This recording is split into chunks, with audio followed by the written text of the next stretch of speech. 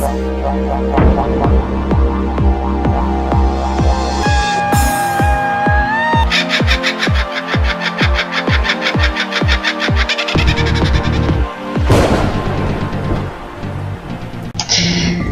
guys, and welcome back for After Part 3. This is act number 1. Sorry it took a while for the video to come out.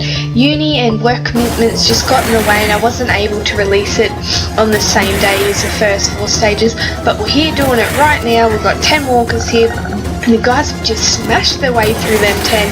Headshotted the majority of them. That was a good headshot count there and got rid of them up to wave 2. Another 10 here. Got, of course, Rick is the leader, the one I wanted to test out, and I set this team around. I did win him in a faction level up tournament, coming in 3rd place, which is really awesome for my guys. He is a very valuable player in regards to zombies. I have always wanted one, and it's finally good to have one, and I thought what better way than to test him out right here in After Part 3. Now, because he has the plus 12 crit, leader skill, and also the rush, we also got Sophia in there with the plus 30.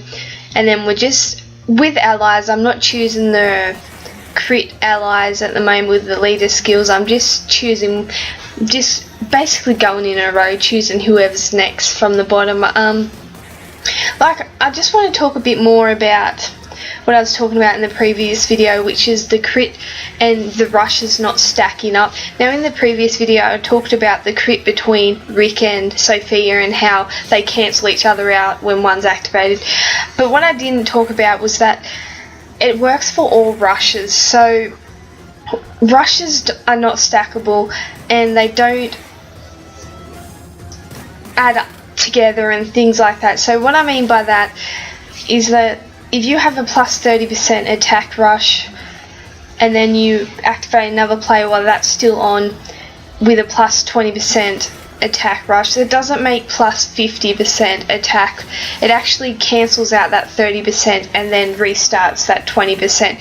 It works the same with the defense and also anything that inhibits or disables, impairs them basically. Any impairing attack, it also does the same thing. So if you're going to play that in pairs for 3 goes and then you hit that player again with someone that impairs for 2 goes, then it's going to cancel out or restart. So basically what I mean is if you hit someone, you got 1 player left, let's just say in a raid, you hit them with an impair for 3 turns and then you're down to 1 turn and then you have another player that has another 3. If you hit that player again, it'll actually start with a 3 turns, it won't go 4 turns.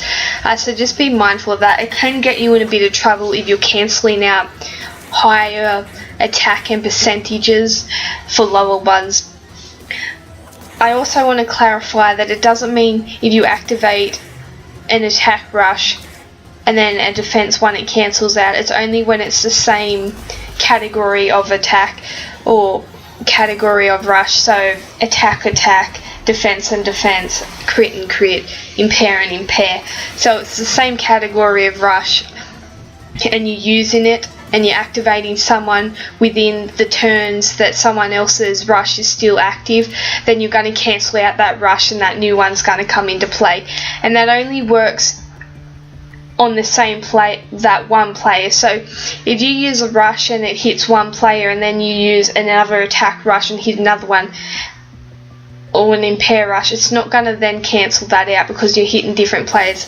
It's only when you're hitting the 1 player when you're using impairs, but when you're using crit, attack and defense and things like that, because that's a general ground skill attack, it's not, as soon as you activate that second one, it's going to cancel the previous one out, just purely because it usually benefits your whole team and is that ground thing, so it's going to definitely cancel out. So just be mindful of that, because the last thing you want to do is be cancelling out attacks when you could be taking advantage of it and leaving it for a few turns and then activating another one. I find that people get really confused about that, especially newer players, that they think that crit adds up and it doesn't. Just don't do it, it doesn't add up. Just wait until that one's finished and then use the next one. Don't waste your rushes trying to activate them as soon as possible. Now we're up to the final wave here, 13 walkers. Now I've not used my rushes and we've lost a few people. We'll see how we go. I'm not going to try not to revive them. Come on guys, headshot. No.